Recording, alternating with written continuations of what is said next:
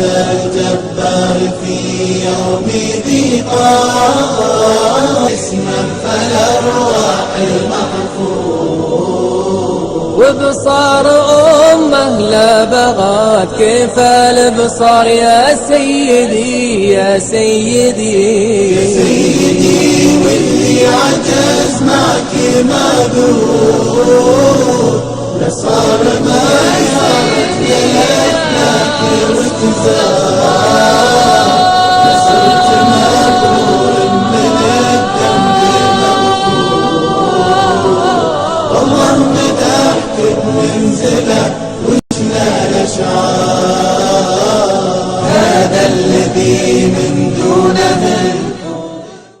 کراچی کی مرکزی جامع میمن مسجد Bolden market میں تحریک لبیک پاکستان کے امیر علامہ محمد سعد حسین رضوی کی آمد ہوئی اور ساتھ ہی ساتھ رکن قومی اسمبلی علامہ مفتی قاسم فقری صاحب اور دیگر اراکین کراچی کمیٹی تحریک لبیک پاکستان نے بھی شرکت کی، جس کا مقصد میمن مسجد دارالعلوم کے طلباء سے ملاقات اور ان سے مصافحہ تھی۔